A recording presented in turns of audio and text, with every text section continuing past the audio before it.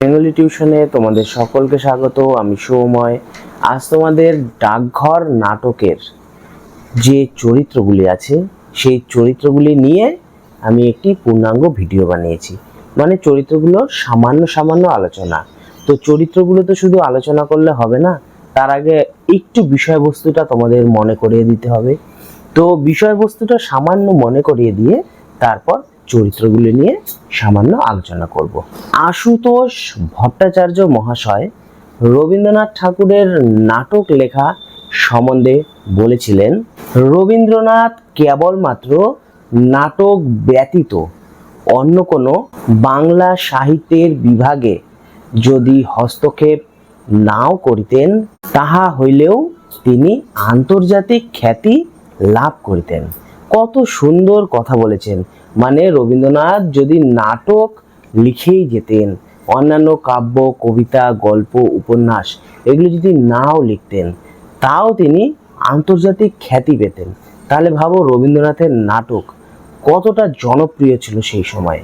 বাংলার 1318 বঙ্গাব্দে পূজার ছুটির শেষে শিলাইদহ থেকে শান্তিনিকেতনে এসে কবি রবীন্দ্রনাথ তার বহু খ্যাত এই ডাকঘর নাটকটি রচনা করেছিলেন।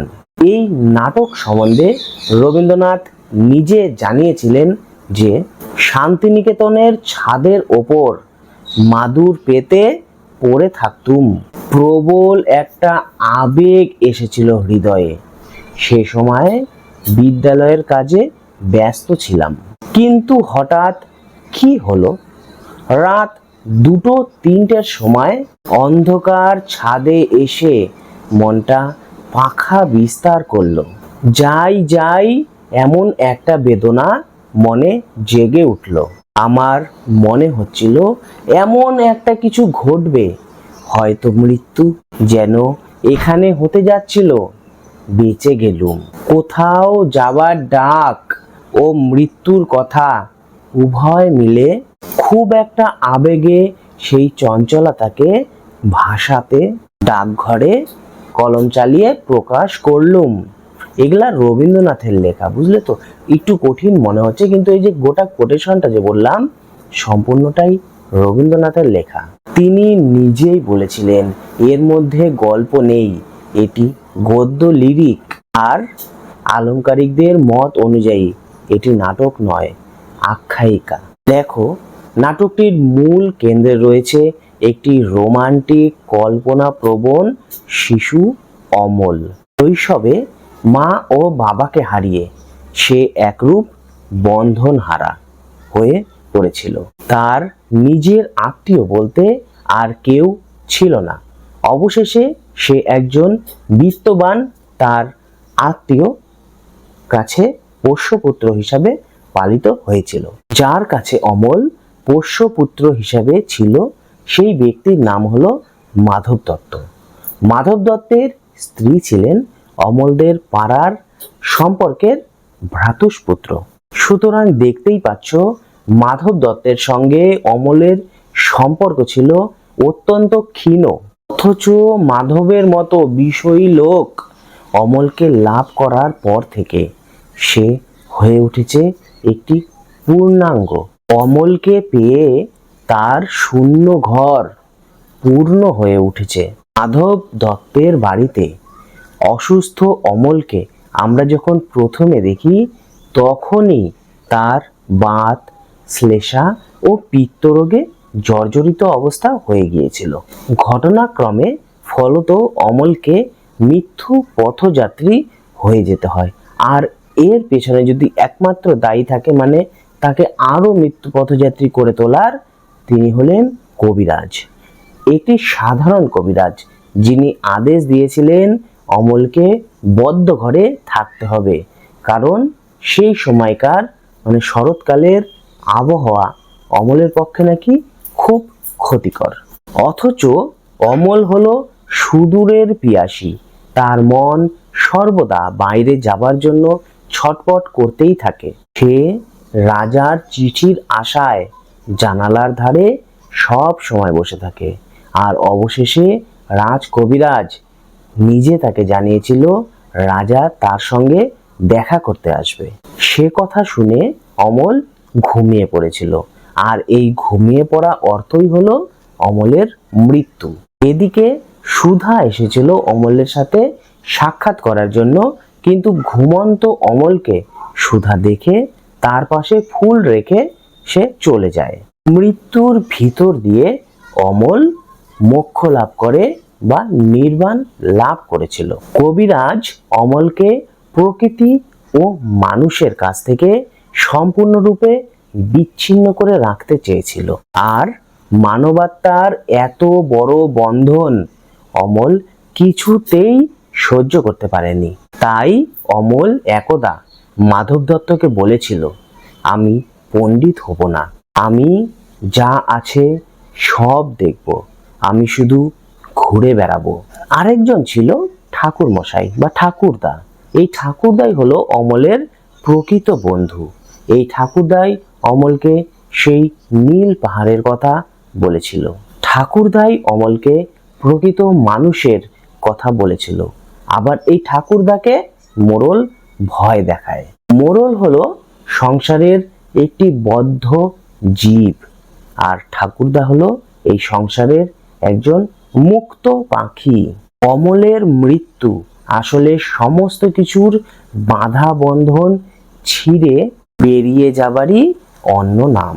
রবীন্দ্রনাথ এই ডাকঘর নাটকে মুক্তির পথ দেখিয়েছিলেন।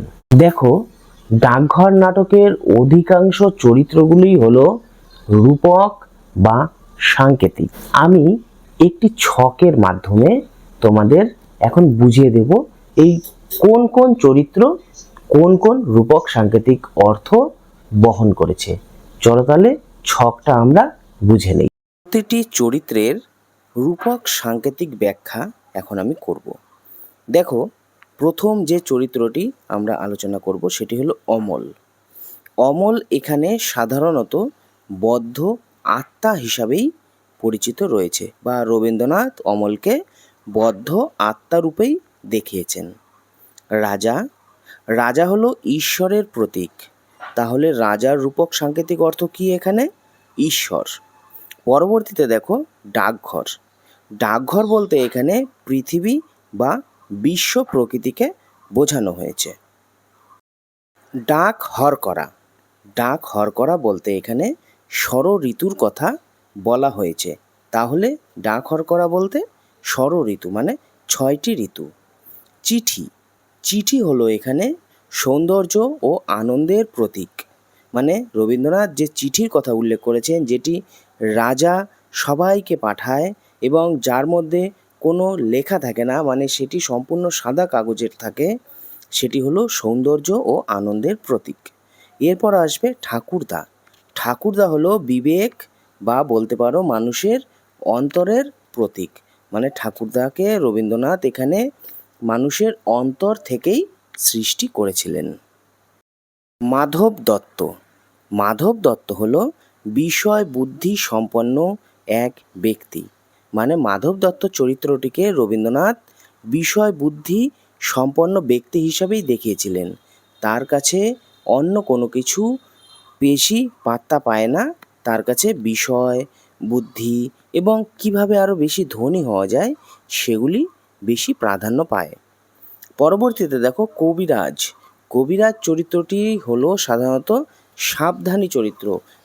মানে তিনি কোনো কিছু রিস্ক নিতে চান না, তিনি সব কিছুতে সাবধান।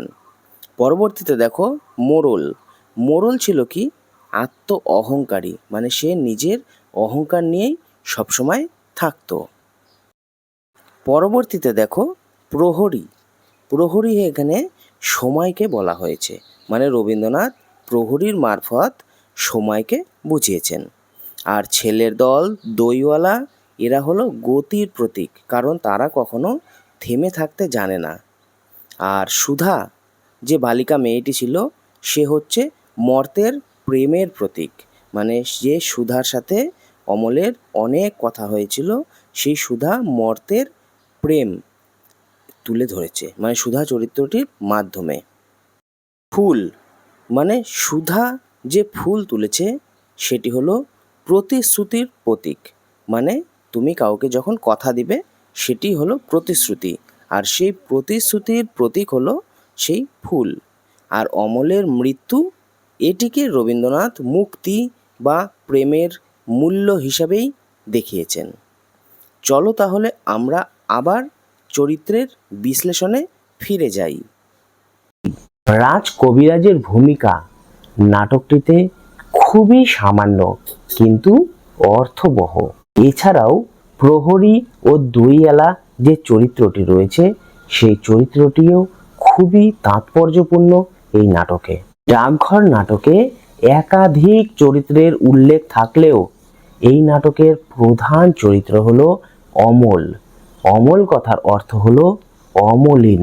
দেখো, এই নাটকটিতে কোনো কোনো চরিত্রের প্রথম থেকে শেষ পর্যন্ত উপস্থিতি লক্ষ্য করতে পারি, আবার কোনো কোনো চরিত্রের শুধুমাত্র নাম মাত্র তাদেরকে আমরা এই ডাকঘর নাটকে দেখতে পাই বা তাদের উপস্থিতি লক্ষ্য করি শুধুমাত্র সামান্য অল্প সময়ের জন্য। আরেকটি কথা বলে রাখি, এই ডাকঘর নাটকের যখন মূল পাণ্ডুলিপিটি রবীন্দ্রনাথ লিখেছিলেন সেই মূল পাণ্ডুলিপিতে কোনো স্ত্রী চরিত্রের উল্লেখ ছিল না, কিন্তু পরে যখন ডাকঘর নাটকটি প্রকাশিত হয়েছিল রবীন্দ্রনাথ তখন সেই নাটকে সুধা চরিত্রটির প্রবেশ ঘটিয়েছিলেন।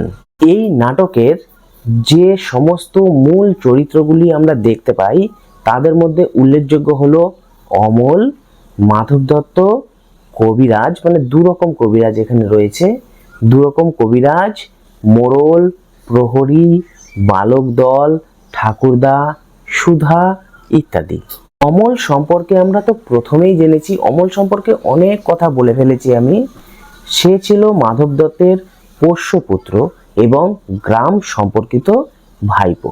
এছাড়াও যে মাধব দত্ত চরিত্রটিকে আমরা এই নাটকে দেখতে পাই, তিনি অমলকে পাবার আগে পর্যন্ত তার যেন অর্থ উপার্জন করাটাই ছিল জীবনের একমাত্র নেশা, কিন্তু তাতে তার কোনো আনন্দ ছিল না, কারণ অর্থ উপার্জন ছিল তার কাছে সম্পূর্ণ বৈষয়িক।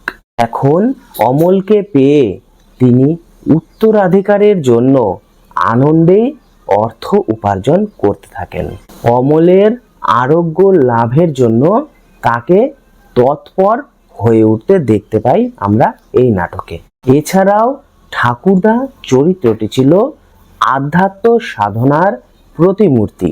ঠাকুরদা ছিলেন রসিক প্রকৃতির মানুষ। এই ঠাকুরদা চরিত্রটিকে প্রথম দৃশ্যেই আমরা মাধব দত্তের কথার মাধ্যমে পরিচয় পেয়ে থাকি। এই যে ঠাকুরদা চরিত্রটি তোমরা রাজা, অচলায়তন ইত্যাদি নাটকগুলি পড়ে থাকবে, দেখবে এই নাটকগুলোতেই ঠাকুরদা চরিত্রটি রয়েছে।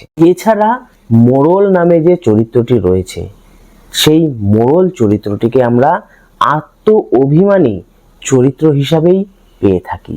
এই মোড়ল চরিত্রটি কিছুটা অহংকারেও পরিপূর্ণ ছিল। অমল যখন জানালা দিয়ে প্রথমে মোড়লকে ডেকেছিল, মোড়ল ভাবলো আমাকে তো সবাই ভয় পায়, এই ছেলেটি কেন ভয় পাচ্ছে না। তখন সে অমলের কাছে এসে জানতে চায়, কিন্তু অমল তাকে বলেছিল আমি কেন ভয় পাবো তোমাকে। এবং তারপর বিভিন্ন রকম কথোপকথন হয়, রাজার ব্যাপারে সে জিজ্ঞাসা করে, রাজা তাকে চিঠি পাঠাবে ইত্যাদি ইত্যাদি বিভিন্ন কথা বলে। তখন সেই মোড়ল চরিত্রটিও গলে গিয়েছিল, মানে তিনিও অমলের প্রতি অভিভূত হয়েছিলেন। এছাড়াও যে কবিরাজ চরিত্রটি রয়েছে তাকে আমরা দুভাবে দেখতে পাই, একটি সাধারণ কবিরাজ এবং অন্যটি ছিল রাজ কবিরাজ। সাধারণ কবিরাজ সব সময় চাইতেন অমল যেন মুক্ত ঘরে না থেকে, মানে মুক্ত জায়গায় না থেকে একটি বদ্ধ পরিবেশে বদ্ধ ঘরে অবস্থান করে, এবং রাজ কবিরাজ সব সময় চাইতেন প্রকৃতির সাথে যেন অমল মিশে যায়, তিনি যেন মানে অমল যেন সব সময় বাইরে খোলামেলা অবস্থায় থাকে।